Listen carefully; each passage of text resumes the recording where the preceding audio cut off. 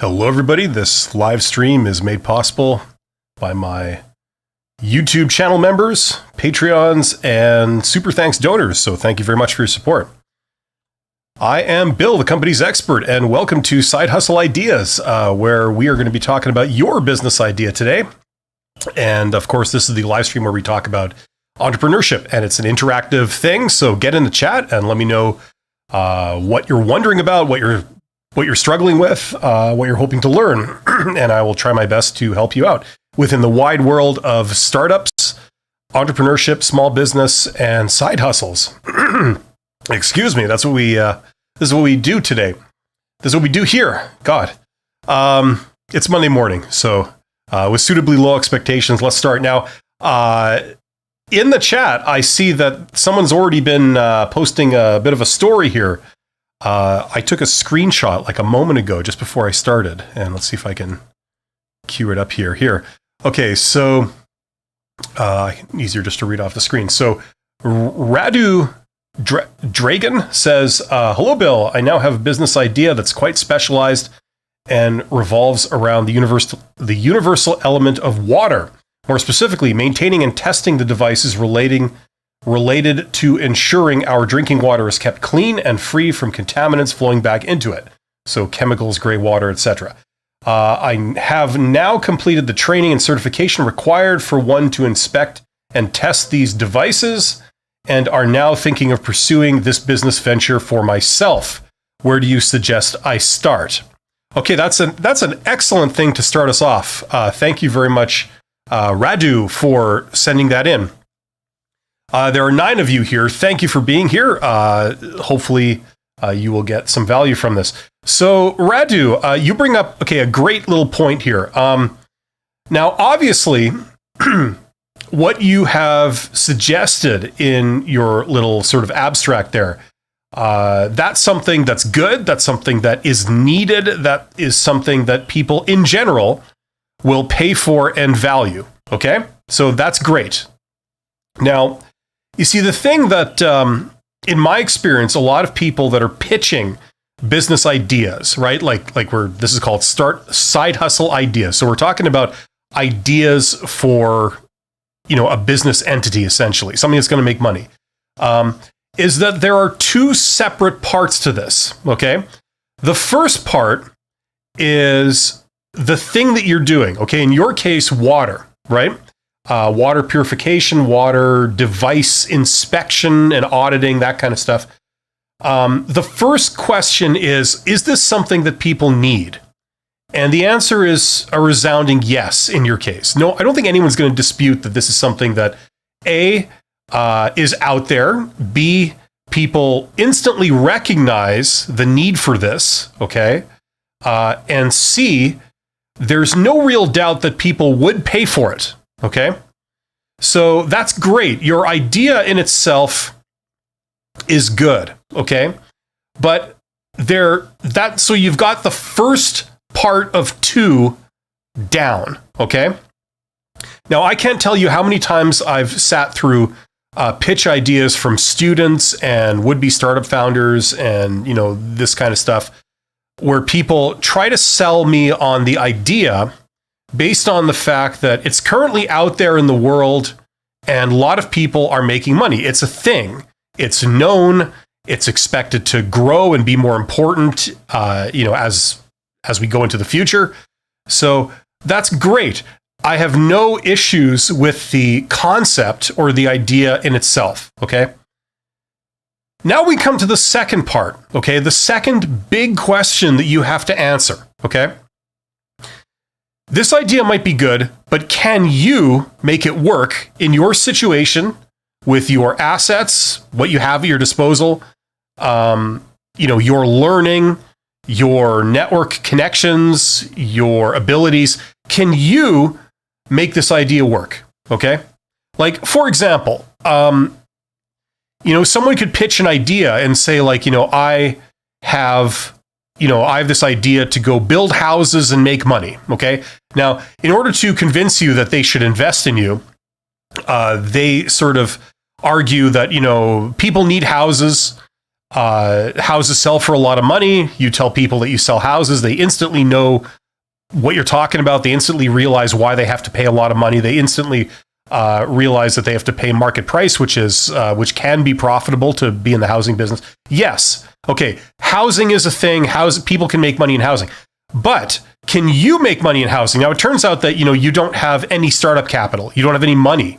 So you can't buy a lot on which to build houses, and you can't pay for the materials. And even if you were going to like subcontract the whole thing out to other workers to actually do the work, you don't have any money, you don't have any connections, and you don't have any land.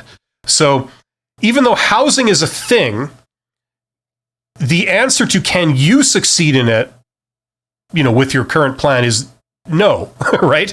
See, there are two different things, right? So you've sold me on the idea, Radu. Okay, the idea is sound. Now, the big question now that you have to go out and convince me and convince yourself and convince possibly others is, can you succeed? Can you make money in this? So now, how to do that is going to involve things like, okay, do you have any people that have said they will work with you, they're willing to sign a contract with you? Okay, that's the first thing. If your customers, your would-be customers, are going to be businesses, if this is a business-to-business type thing, where you inspect water devices for the city you live in, like the municipal government or whatever, whoever your customers would be that would pay you. Okay, do they know about you? Have they said that they want to work with you? Like this kind of thing. So you can validate that by going out and getting letters of intent, or if it's on a smaller scale, you could sort of put out the fact that, like I've said repeatedly, you could sort of advertise the fact that you're doing this. And by advertise, I mean evangelize. Tell everybody you're doing this. You don't have to necessarily spend money taking out ads, but get the word out that you're in the business of doing this, and see if you can get people to say, okay, you're hired, right? Before you're ready, just see if anyone will hire you. You say, I'm here, I can do this, I charge this much. Are you interested? See if you can get a customer. Okay. Now, if you can't get anybody to take any interest or to stand there with their wallet open saying, okay, yeah, here, I'm willing to pay you, come and inspect my water devices, that is going to be a red flag. Okay. What that's saying is that people are going to make money in this business, but you may not be the one to do that. Okay. You have to be able to validate your idea in your circumstance with your assets. That means your abilities and all that kind of stuff, what you have going for you. Now, you can do the work. Okay. You said you've got a certification that's required to do this. So great. You can do the work, but can you sell it? That's the big question. Okay. So your question was, where do you suggest I start? I suggest you start with that stuff. Okay. If you have the ability to go out and do this stuff now because you're certified, now you have to start trying to sell it, okay? And you have to start that journey. If you don't know what to do there, now you're going to start your learning journey. And your learning journey is going to be twofold. Number one, you're going to learn the theory. And number two, you're going to go out and try stuff and learn from experience. Okay? So hopefully that makes sense. But that's a great sort of thing to start us off. And I wish you all the best of luck, Radu. Yusef is here. Yusef says, good morning, teacher. Good morning, Yusef. Long time no see. I apologize. I was out of the US. I was on vacation in Algeria, my country. Okay, alors tu parles français. That's good.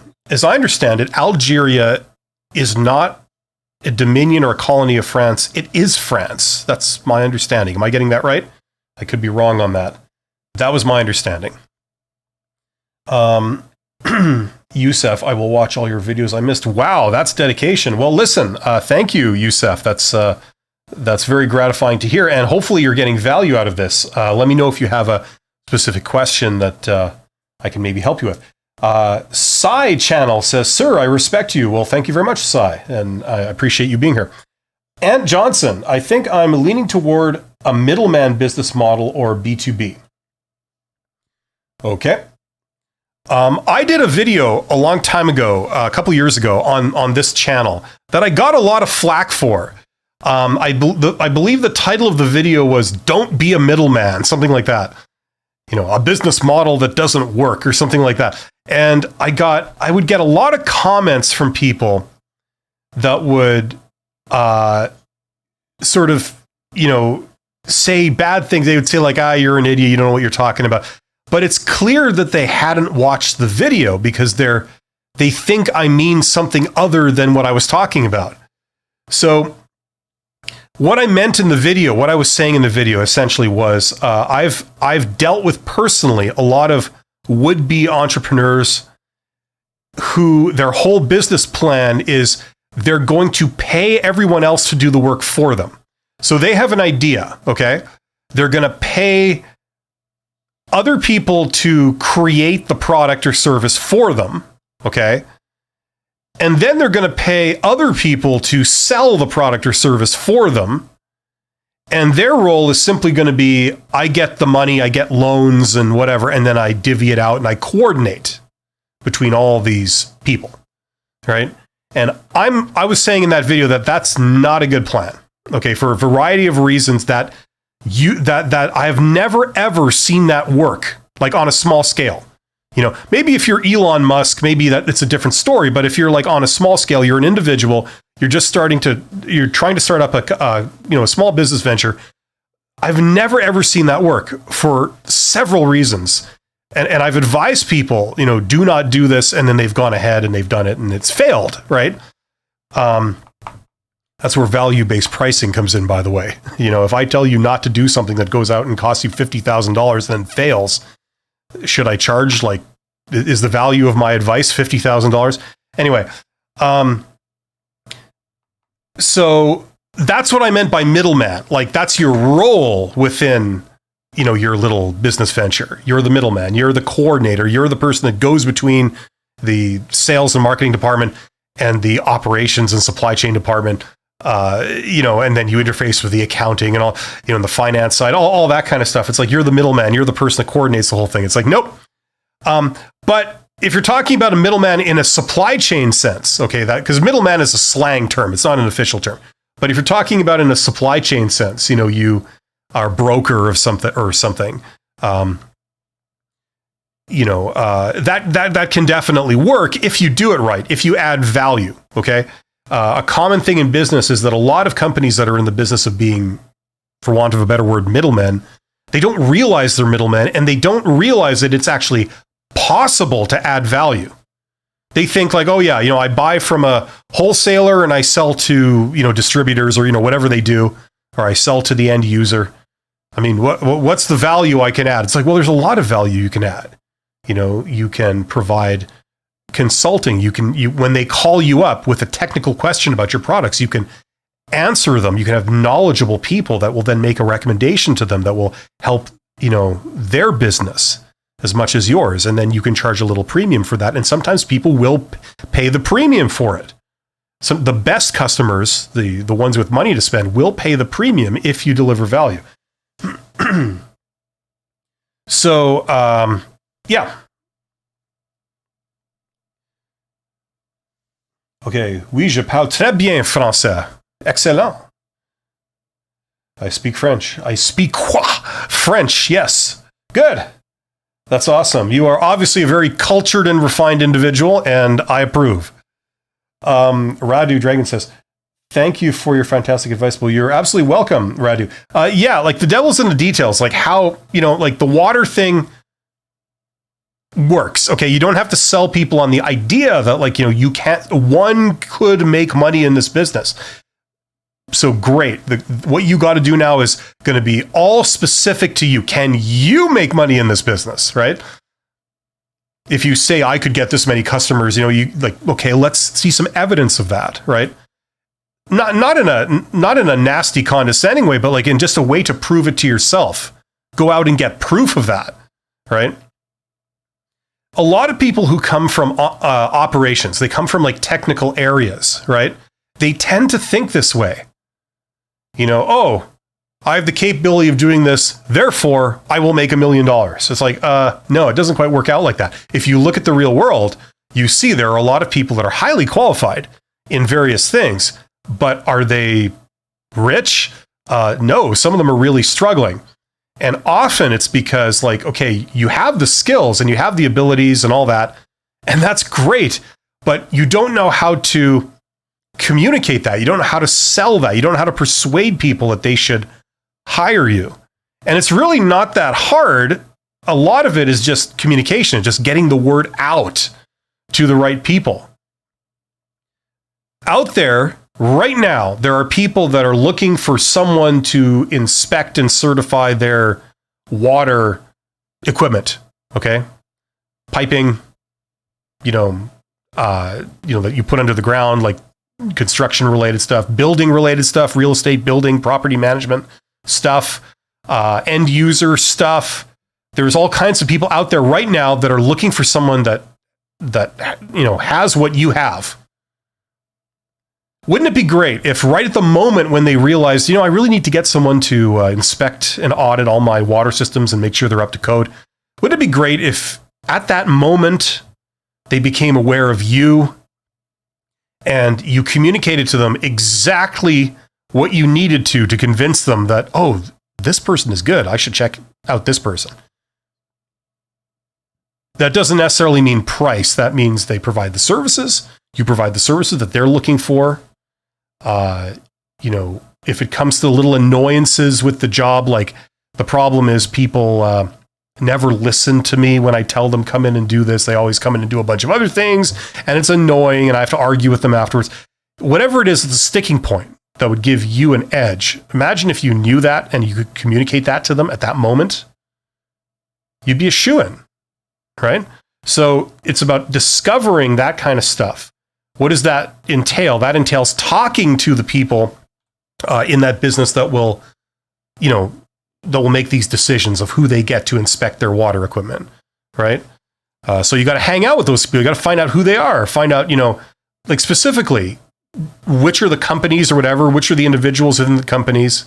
You can find all that out with Google Maps and LinkedIn, like I talk about on a regular basis on my live streams, how to find all that stuff out, like how to find those individuals. And then, maybe go meet them. Maybe go to, is there some kind of industry association or event that these people would go to, or some way of like meeting them all? Maybe a company meet and greet or open house, or like, I don't know. There's, depending on what industry you're in, there might be all these kind of options, right? You go and you meet these people and you say, hey, I'm Radu, I do this. They're like, you're Radu.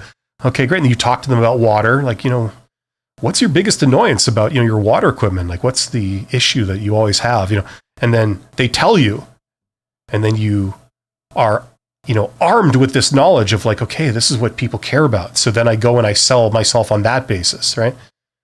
So none of that is particularly hard. It just requires a bit of effort to go out and do this, right?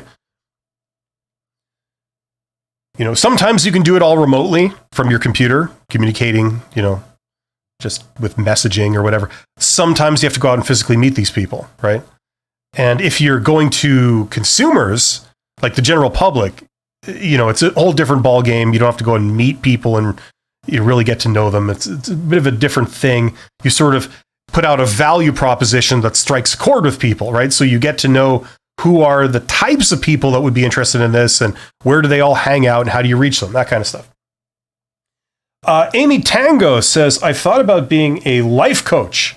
One can get certified for more credibility, but it is not required. I feel like it would require no startup cost on my end, but I need good reputation.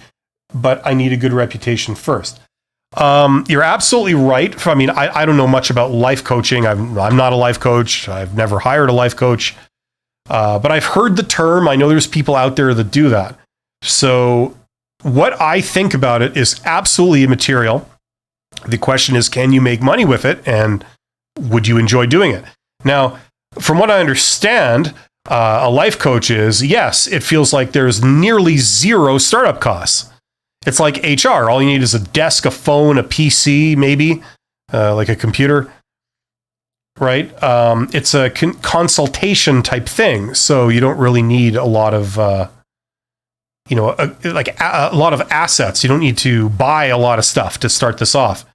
I mean, even like what I have here, like a YouTube channel. I mean, that if it's like consulting or helping people with things, your question was, do I need a good reputation? Well, I mean, you could start a YouTube channel, I suppose, or some other way of getting your advice, your message, your presence out there, right? Maybe you don't need to go to the general public. Maybe you only need to go to a few select places. Like, for example, maybe you go to, I don't know, some kind of fitness club or something, and you have a presence there. You go and you ask the owner of the gym or whatever, can I do a presentation or a class here, free of charge? Here's what I'm going to be talking about. Here's kind of how it works. And, you ask several people and then one person says yes.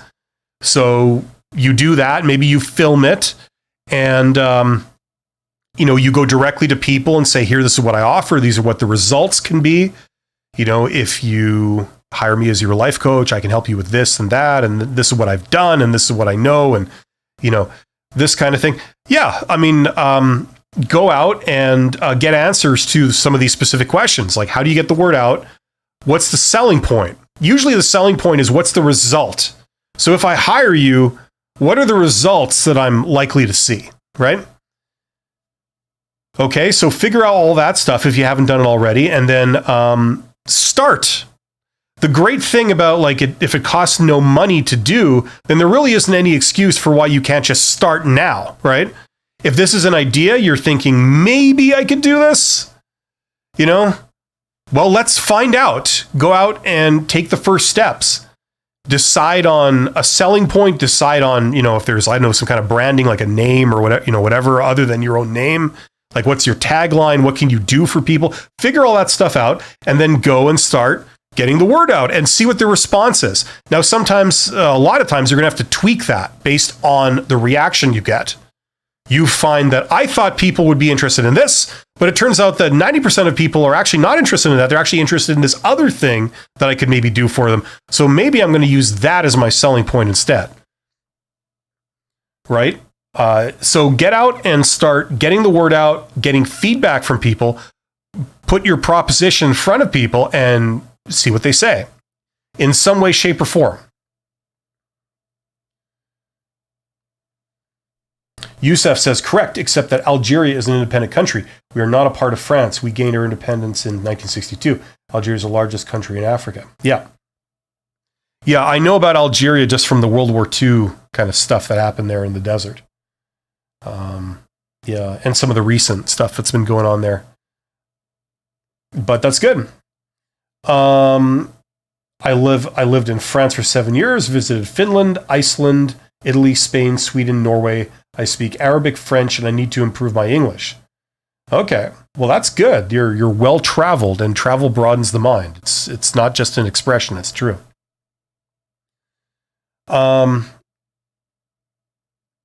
My understanding is that Finnish is quite a bit different from all the other European languages. My understanding is that that's like the most different of all the European languages. I could be wrong on that, but that's also the impression I got. Yeah. Youssef says, I know it's off of the subject. I'm sorry, I just wanted to share. No, that's good. That's interesting. I like hearing about people. Amy says, thank you for your advice. Yeah, hopefully some of that was useful, Amy. I wish you all the best. If you have any more specific questions, certainly let me know. But yeah, this stuff is great. It's like, there's kind of two types of people that do side hustles or startups or business in general. There's people like on the small end. There's people that they don't really know much about business. And that's fine. So they go for cookie cutter type stuff like Uber, like you're a delivery driver or, stuff like that. You can just sort of come in and do it. You don't have to know anything about business. You don't have to, be creative and come up with ideas and be a salesperson. You don't have to worry about any of that. You could just sort of step into it, right? And that's what a lot of people do. But there's another type of person that's more of a creative type or more of a rebel type or more of a sort of business-minded type. And that's what I think is, that's where it gets really interesting for me,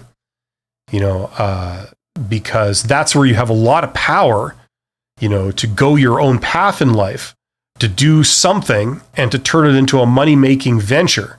And it's also a creative thing. You decide, you make all the decisions. You decide what you do and how you do it. It's very creative. Like I went to school for engineering many, many years ago in a past life. And, I disliked how when people say creative, they talk about people that do fine arts. They draw or they paint or they sculpt or they write plays or something. It's like, like things like engineering, it's every bit as creative as those things, because you have to come up with a crazy out of the box way of doing something, and there's a lot of creative thinking. Business is the same way too. You look at the world and you think like, wow, everything that's already been done looks like it's already been done. Everything that you can do has already been done. But certain people are like, no, it isn't. Not by far. There's tons of things that we don't have yet. And they go out and they make one of those. And it's a big hit. It's very creative. You come up with something. And that's what we're doing here, right? Where you're thinking of side hustle. It's business, but it's also creative. And it usually starts with either your hobby, right? Something that, you think is fun to do, or an ambition, something you'd like to do. Right? And this is all very positive stuff. This is why I encourage it. So yeah, business is not that hard in when we condense it down to the basics. There's a lot of people that succeed in business that aren't exactly geniuses, but they've got good ideas and they've got initiative, and this is what's interesting. And I did a short recently. I've been doing some shorts, like as kind of an experiment where I've been chopping up my live streams and stuff. And the thing I talked about in the short, I think it's the latest one, where I talked about the school system, is that you go through, I don't know how many years of schooling in your life. And it's like they almost like unintentionally, they do their best to like beat that out of you. They want, it's like one teacher to a class full of students, right? So they're dealing with people in bulk.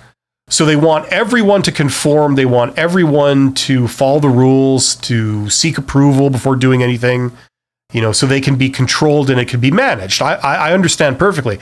Unfortunately, the side effect of that is that people come out of school when they're young and they've been conditioned to ask for permission before doing something. They won't do something unless they've been given permission to do it, So like in this live stream, when people are saying, like, how do I do this or what should I do? If you want to be a life coach or you want to be a water equipment inspector or whatever you want to do, you can go out and do it yourself. You can get answers to your questions. Just because you look around, you don't see anyone else that doing this doesn't mean that it's not a thing. It is a thing, and one of the things I see my role as is to give people permission to go out and like, yes, don't spend a lot of money. Just go and get the answers to these types of questions. Whatever your ambition is, how does it work? How can you make money in it? Well, you've got the answers are out there and you've got to go and get those answers. They're not going to be given to you. They're not put in a book that you can just get. You can buy the book or you can go to the library and get the book. The answers are out there in the real world. They're in people's heads. Okay. You have to now go and get that information. And that will tell you exactly how to make money, how to succeed. You could make your fortune. You could make way more money than you would ever would in like a, conventional career working as an employee. Right? It's all there. You just need to go and find out. Right? Because if you knew the exact way to sell to people and get them to pay a good price and have them be really, delighted with what you're doing because you offered them the right thing at the right time, everyone would do it, right? Anyway, that's enough of my monologuing. So there are 12 of you here. That's great. Now, coming up later in about half an hour, I have another live stream. This is the second episode. People asked me to do another one, so I'm doing another one. It's called Leadership.